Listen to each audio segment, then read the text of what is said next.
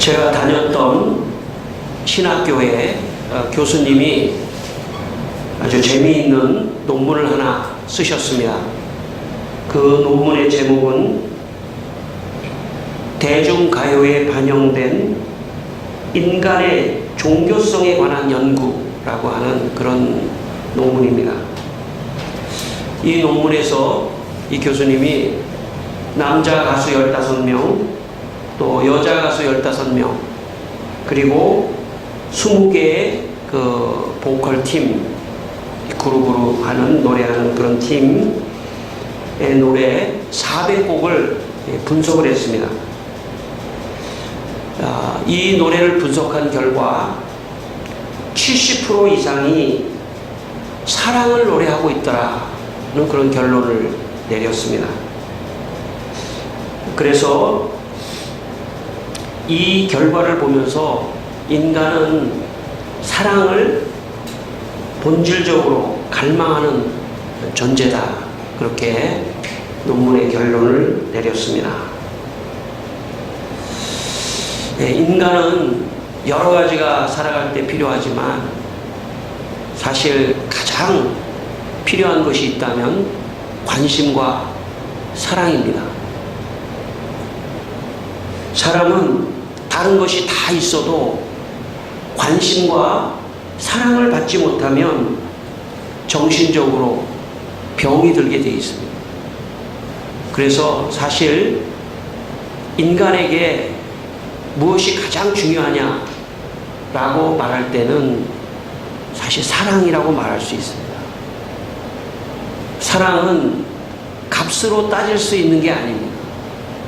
여러분, 귀한 것일수록 값으로 따질 수 있는 게 아닙니다. 가장 귀한 것일수록 값으로 매길 수 있는 것이 아닙니다. 그런 차원에서 볼 때 사랑은 이 세상에 가장 중요합니다. 우리 마음 안에 사랑이 없으면, 또 내가 사랑받는 느낌이 없으면 참 외로운 겁니다. 인생은 누군가에게 관심을 받고 사랑을 받고 위로를 받고 그렇게 살아가야 합니다.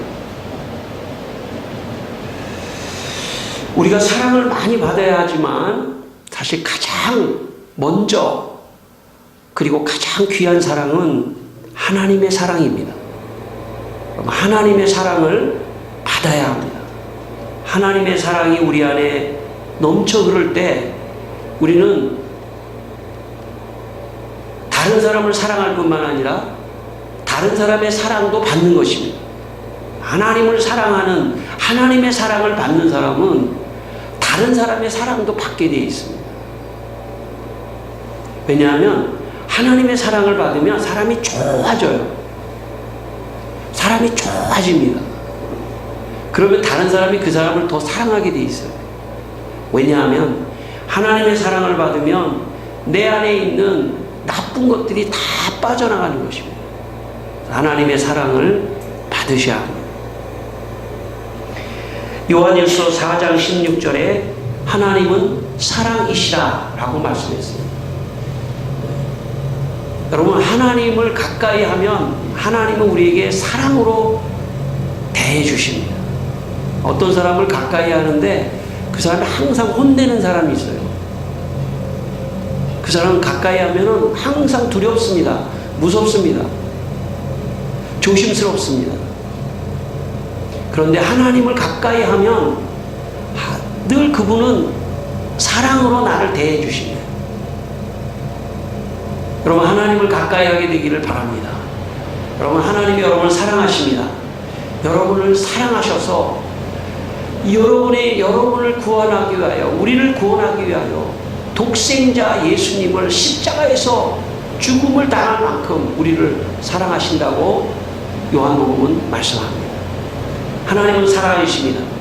여러분, 2018년도 한 해 동안 하나님의 사랑이 여러분에게 넘치시기를 주의 이름으로 축원합니다. 오늘 성경 본문 사도행전 6장 4절 말씀에 사도들이 오로지 기도하는 일과 말씀 사역에 힘썼다고 말씀합니다.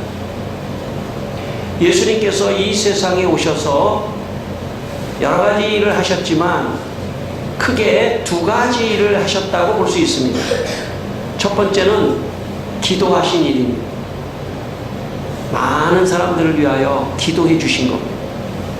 두 번째는 하나님의 말씀을 전해 주셨습니다. 예수님께서 12명의 제자들을 선택하셨습니다. 그리고 그 12명의 제자들을 사도라고 명칭을 주었습니다. 사도라는 말은 보냄을 받은 사람이다, 그런 뜻입니다. 예수님이 승천하신 다음에 예수님이 기도하고 하나님 말씀 전하는 것을 나 대신 이제 너희들이 전하라, 그런 뜻입니다. 그래서 12명의 사도가 오늘 본문에 있는 것처럼 오로지 기도하는 일과 말씀 사역에 힘쓰겠다, 이렇게 말한 것은 예수님이 하신 것을 그대로 이어서 하겠다라는 그런 말씀입니다. 제가 학생 때 처음 교회를 갔을 때 교회를 지키는 관리 집사님이 계셨습니다. 부부가. 교회가 좀 큰 교회는 또 교회 이렇게 관리하고 옛날에 사찰 집사님이라고 하기도 했는데 그 두 분이 참 신실하게 신앙생활을 잘 하시는 분입니다.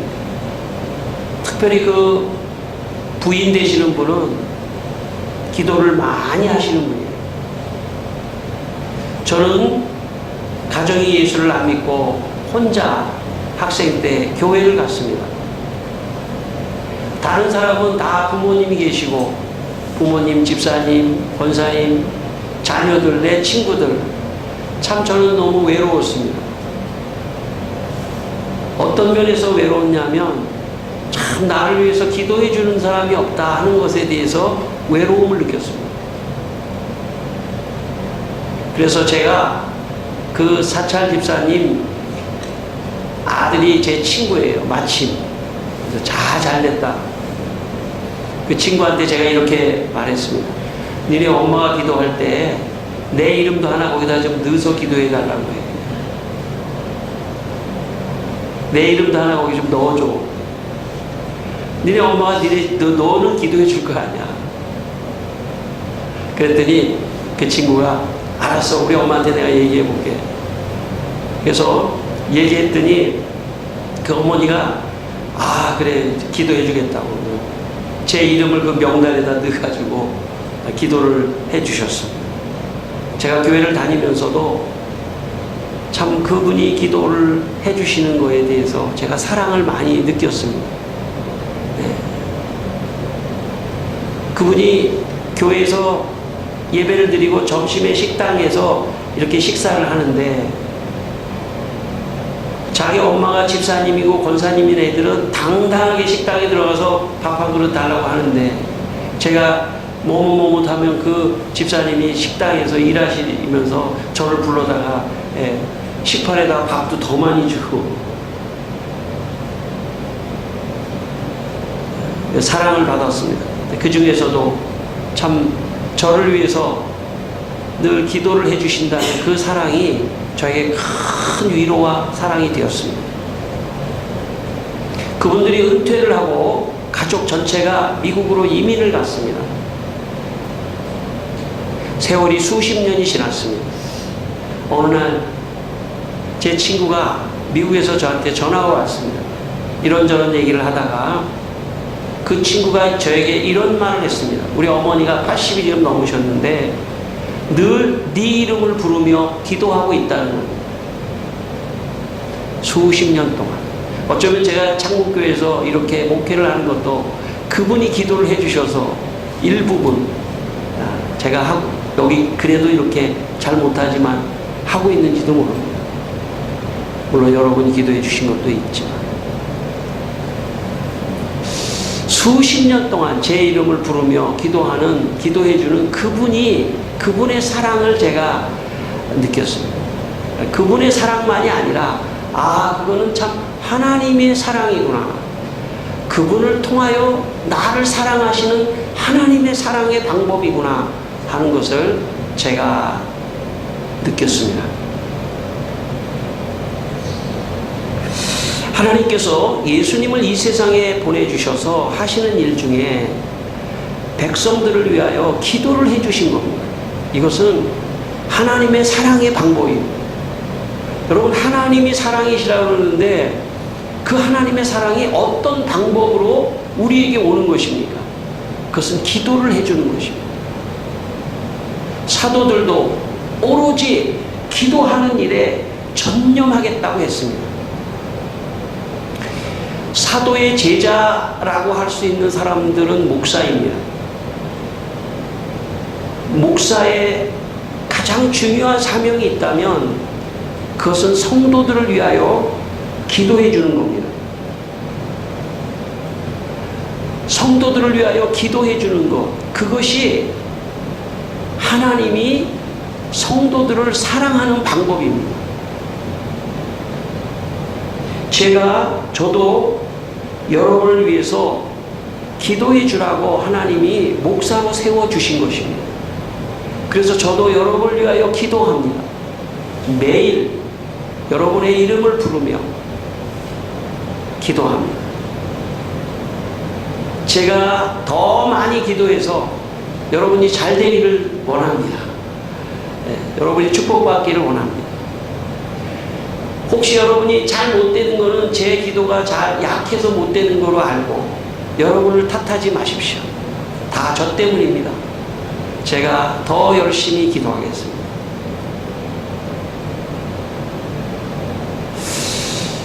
제가 사실 부목사 시절에는 잘 몰랐는데요.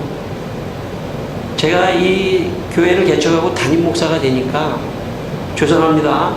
나이에 상관없이 여러분이 다 영적인 제 자녀들 같더라고요.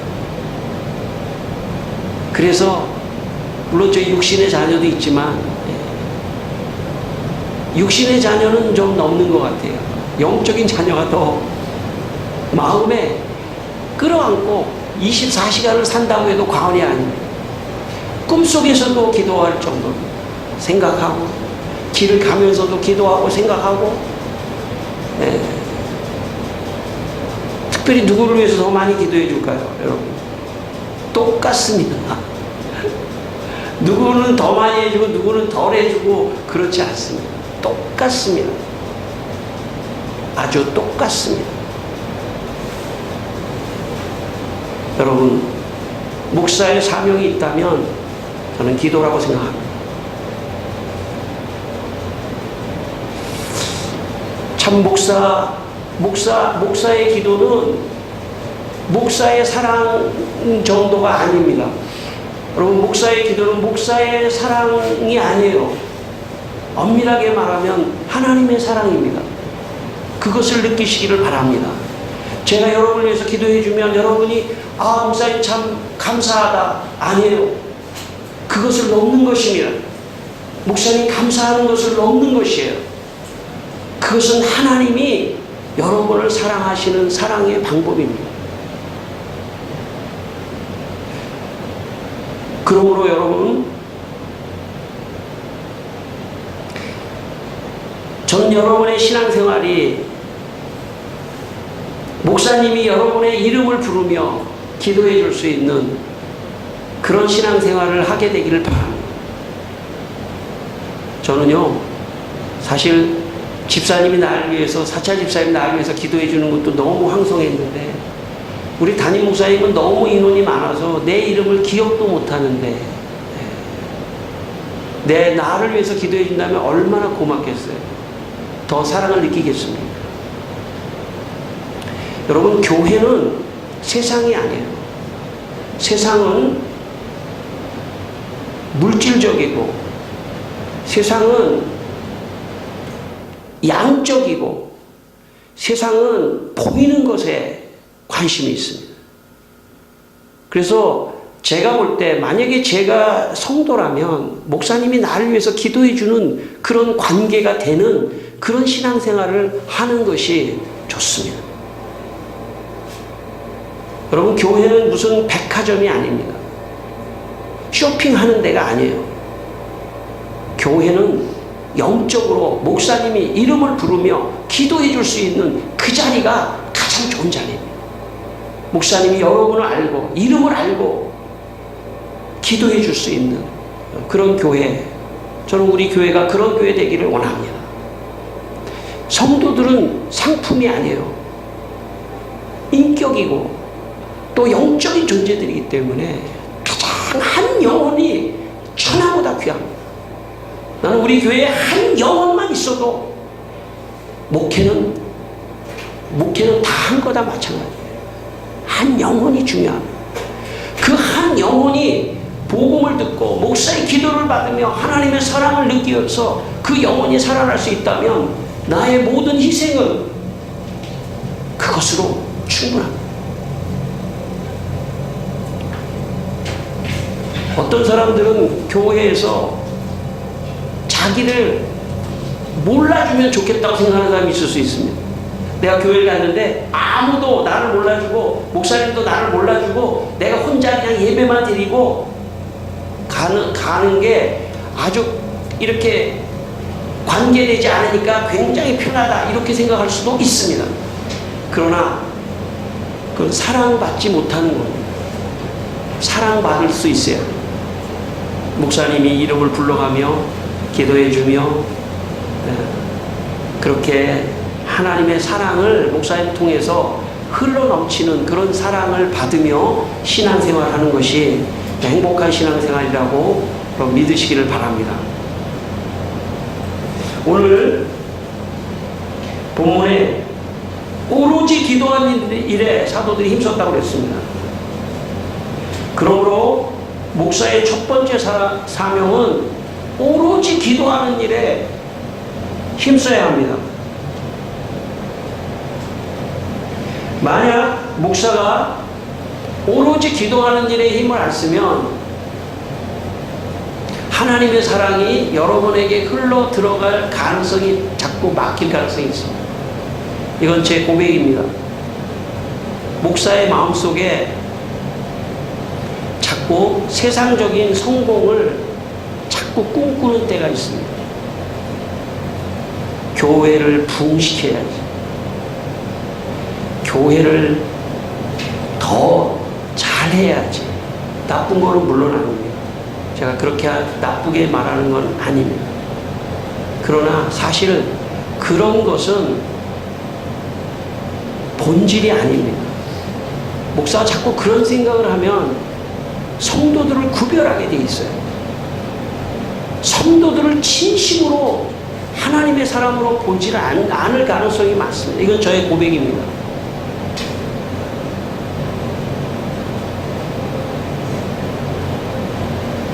그런 의미에서 이 교회의 부흥을 내려놔야 돼요. 목사가. 그런데 신경 쓰면 안 됩니다.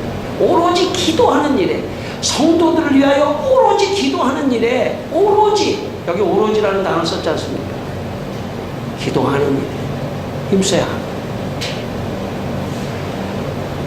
성도들은 목사를 모를 것 같지만 천만의 말씀이에요. 성도들은 목사를 압니다. 설교를 한다는 건요, 제가 여기서 저를 다 보여주는 거예요. 제 마음과 이런 거를 다 드러나게 돼 있어요. 말하지 않으면 무슨 생각이 있는지 모르지만 말을 하다 보면 다 느껴지게 돼 있어요. 제 고민입니다. 난 진짜 목사가 되고 싶습니다. 진짜 주의 종이 돼서 나는 없어지고 하나님의 사랑이 나를 통해서 성도들에게 진심으로 흘러넘쳐서, 그래서 성도들이 하나님의 사랑을 받는 도구로만 사용돼야 돼요. 이게 내 목회도 아니에요. 내가 부흥시켜서 하는 것도 아니에요.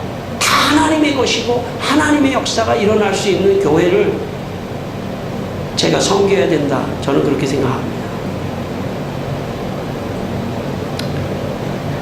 여러분, 요한복음 10장에 보면 목자는 자기 양의 이름을 부르며 인도한다라고 요한복음 10장 3절에 말씀합니다.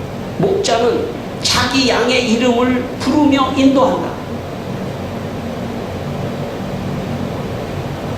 그래서 제 마음속에, 제 머릿속에 다른 생각이 들어오면 안 돼요. 교회를 생각할 때 다른 생각이 들어오면 저는 안 된다고 생각합니다. 교회를 생각할 때 성도만 생각나고 성도의 이름만 내 머리에서 생각나고 성도를 위하여 기도하고 나는 하나님께서 성도를 위하여 기도해 주라고 파송받은 보냄을 받은 사도다. 오로지 나는 이것을 위해서만 존재하는 사람이다 라고 생각해야 됩니다. 저를 위해서 기도해 주십시오. 제가 타락하지 않도록, 제가 다른 욕망으로 목회를 하지 않도록 오직 성도들의 이름을 부르며, 저는 목사님이 성도들의 이름을 부르지 않는 한 주간을 보낸다면 그거는 벌써 타락이에요. 너무 많아서 성도들의 이름을 일일이 부를 수 없다면 거기서 목회를 접어야 됩니다. 거기서 끝내야 됩니다. 저는 그렇게 생각합니다. 한 영혼, 그 이름, 여러분의 이름 한 이름을 부를 때 하나님께서 그 이름을 통해서 여러분에게 축복을 주신다고 저는 믿습니다. 내가 이름을 부르면 부를수록. 오늘 두 번째, 사도에게 주신 사명은 오로지 말씀 사역에 힘쓰라는 말씀입니다. 신명기 8장 3절에 사람이 떡으로만 사는 것이 아니요 여호와의 입에서 나오는 모든 말씀으로 산다라고 말씀합니다. 사람은 육체적인 존재이지만 육체적인 존재일 뿐만 아니라 영적인 존재입니다. 영적인 존재라고 하는 것은 우리가 세상의 떡만 먹으면서 살 수 있는 존재가 아니라 하나님의 말씀을 먹으며 사는 존재라는 뜻입니다. 여러분, 성도들이 하나님의 말씀을 먹어야 그 영혼이 살아납니다. 지금 영혼이 배고픈 거를 잘 몰라요. 어떤 사람이 배가 고파서 맛있는 걸 보면 막 맛있게 먹지 않습니까? 영혼이 배고픈 거를 모르는 그런 사람이 있을 수 있습니다. 하나님의 말씀을 내 영혼이 먹으면서 그 맛을 알면서 내 영혼이 살아나고 평안을 누리고 기쁨을 누리고 살아가야 합니다. 사람은 이 세상에 살면서 두려움과 불안과 여러 가지 초조함과 그런 거에 시달립니다. 그 사탄이 주는 거예요. 어떻게 막을 수 있습니까? 그러면 영혼이 허해져요. 마음이 허해지고 불안하고 허전하고 우울해지고 하나님의 말씀이 없어서 그런 겁니다. 하나님의 말씀이 내 영혼에 들어오면 이런 것들이 떠나가는 것입니다. 여러분, 하나님의 말씀이 여러분에게 임하기를 축원합니다. 하나님의 말씀을 사모하십시오. 이 설교의 시간도 사모하십시오. 하나님께서 말씀을 여러분에게 주시는 시간입니다. 저는 오늘 이 설교가 끝나면서 예배를 마치며 여러분이 가면서부터 다음 주 설교를 하나님께 기도하며 받습니다.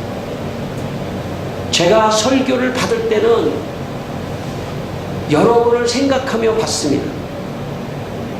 여러분의 이름 한 사람 한 사람을 하나님 앞에 드리며, 하나님, 이번 주에 어떤 말씀으로 우리 성도들에게 주시오.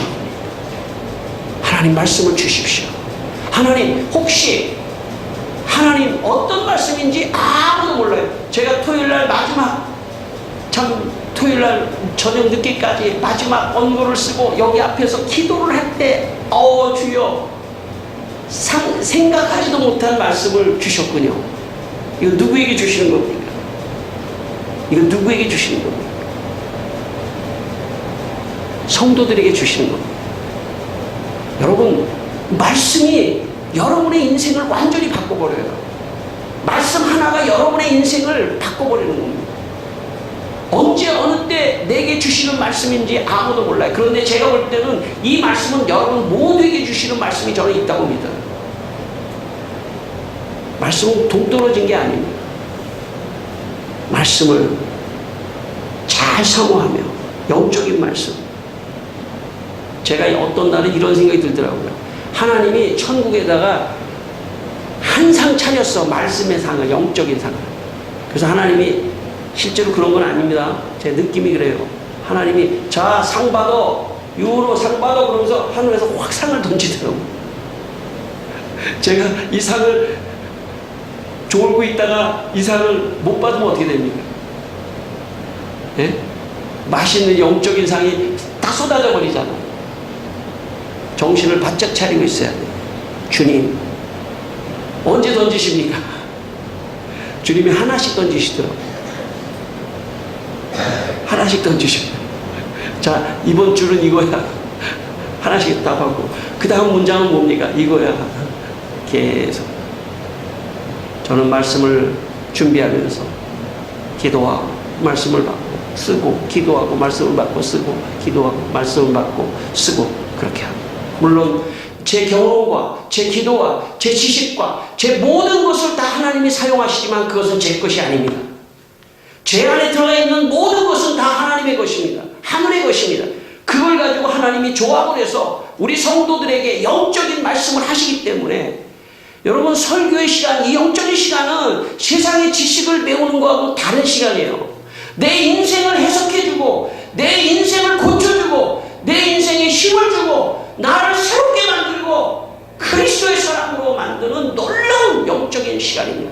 내 병도 치유되고 내 안에 있는 불안함도 떠나가고 새로운 비전과 새로운 마음과 새로운 것으로 변화되는 놀라운 날입니다. 여러분, 여러분만 말씀을 듣는 것 아닙니다. 저도 이 설교를 하고 이게 동영상 앞에서 제가 설교를 듣습니다. 설교하는 사람은 나라고 생각하지 않습니다. 하나님이 내게 말씀하신다고 생각하고 제가 은혜를 받습니다. 더 제 말씀에 제가 무릎을 꿇고 은혜를 받습니다. 왜냐하면 이 설교의 말씀은 여러분을 위해서만 주는 것이 아니라 저에게도 주시는 거기 때문에 저도 겸손하게 하나님의 말씀을 앞에서 은혜를 받습니다.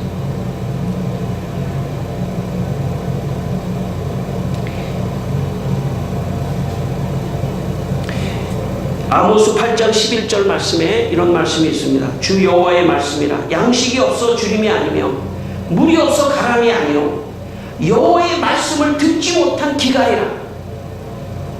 여러분, 가장 큰 기갈은 하나님의 말씀을 듣지 못하는 기갈입니다.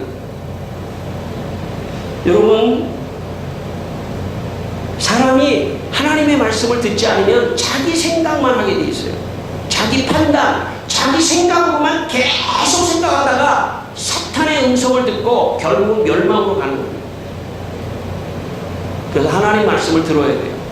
하나님 말씀을 들으면 내 영혼이 살아나고 하나님 사랑을 느끼고 그렇게 되는 것입니다.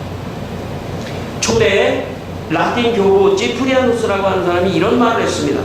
교회를 어머니로 모시지 않는 사람은 하나님을 아버지로 모실 수 없습니다. 교회는 영적인 어머니와 같은 곳입니다. 세상에서 가장 불쌍한 사람이 있다면 그것은 부모가 없는 고아입니다. 그런데 제가 그 중에서도 부모가 없는 고아 중에서도 참 어머니가 없다는 것은 참 인생의 슬픈 일입니다. 여기 어머니 오래 사세요. 여기 어머니 오래 사세요. 어머니가 없다는 것은 참 자식에게 참 슬픈 일입니다. 여러분, 지프리아누스는 교회는 어머니와 같은 곳이라고 말했습니다. 영적으로 어머니가 없는 사람, 가장 불쌍한 사람입니다. 여러분, 세상에서 교회가 없는 사람, 자기 교회가 없는 사람, 자기 목사님이 없는 사람, 제일 불쌍한 사람입니다. 고아예요. 고아. 영적으로 교회로 오셔야 합니다. 교회에 오셔야 돼요. 어머니 품으로 돌아오셔야 돼요. 그리고 여기서 목사님의 기도를 받고 목사님이 준비한 말씀을 통해서 하나님의 사랑의 은혜를 받아야 그 사람이 안정된 사람이 되는 겁니다. 여러분, 교회가 없는 사람은요, 불안하기 때문에 술에 쪄드는 거예요. 교회가 없는 사람은 불안하기 때문에 안절부절하는 겁니다. 교회에 오셔야 돼요. 여러분, 교회 생활 잘 하십시오. 교회를 떠나지 마세요. 이후에 어떻든 간에 교회를 떠나서는 안 됩니다. 교회를 떠나서는 안 돼요. 가장 겸손한 사람만이 교회에 올 수 있는 겁니다. 내 탓이요, 내가 부족하지 하며 교회에 올 수 있는 사람은 가장 겸손한 사람입니다. 교회는 항상 열려 있어요. 교회를 열려 있습니다. 여러분이 교회에 오셨다면 이왕이면 이 교회 다니시는 게 좋지만 혹시 사정이 있어서 못 나오시더라도 교회를 떠나지 마십시오. 다른 교회로 가십시오. 그리고 교회 안에서 하나님의 사랑을 받으셔야 합니다. 대초에 하나님이 천지를 창조하시고 에덴 동산을 만드셨습니다. 에덴 동산은 그리고 그 에덴 동산은 아담을 만드셨습니다. 그리고 에덴 동산에서 아담과 하나님이 함께 교제했습니다. 그런 차원에서 볼 때 에덴 동산은 첫 번째 교회입니다. 첫 번째 교회가 에덴 동산입니다. 하나님께서 아담과 하와를 만들어서 두 사람이 가정을 이루게 만들어셨습니다. 영적인 면에서 본다면 가정보다 교회가 먼저입니다. 아담과 하와의 가정보다 에덴 동산이 먼저입니다. 여러분, 교회에서 하나님으로부터 사랑을 많이 받으면 가정이 회복돼요. 가정에 사랑이 넘칩니다. 그러므로 여러분, 교회 중심적으로 사셔야 돼요. 삶을 교회를 1순위로 두셔야 돼요. 거기서 하나님의 사랑을 많이 받으면 가정도 회복되기 때문에 그렇습니다. 가정을 고치려면 교회 생활을 통해서 하나님과의 바른 관계를 잘 맺으면 가정도 회복됩니다.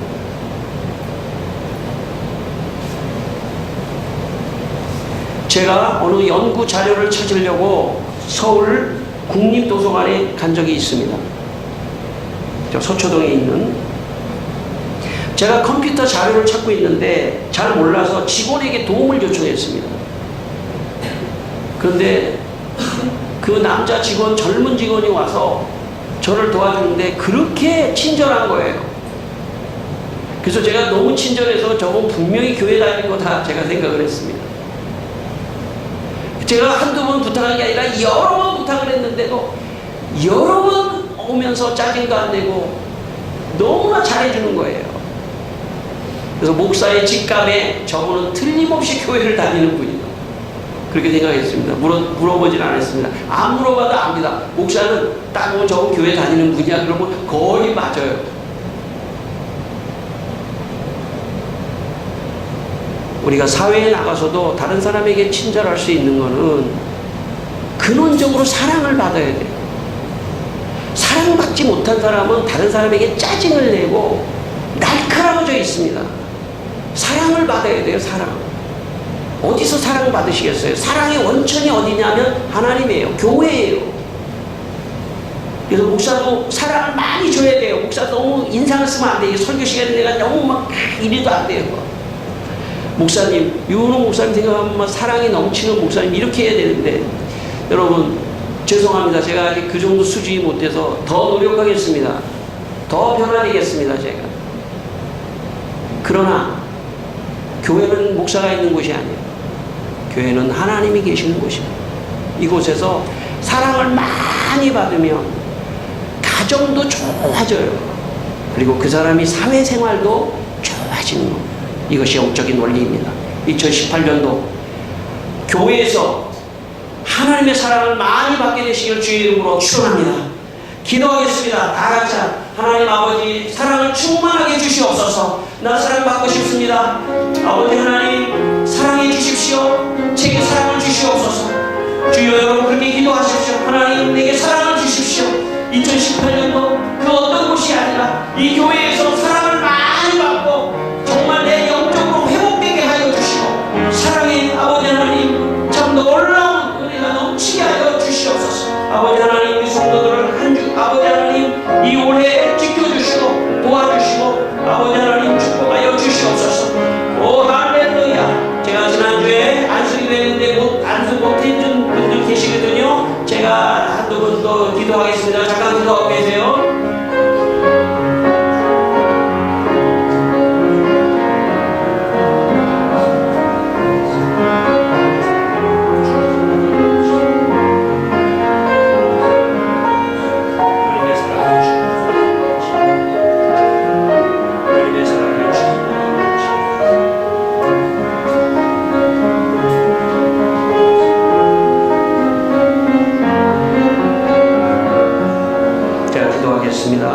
하나님 아버지 우리 성도들이 교회를 통하여 하나님의 사랑을 많이 받게 하셔서 가정이 사랑으로 넘치고 세상에서도 사랑을 베푸는 성도들이 되게 하여 주시옵소서.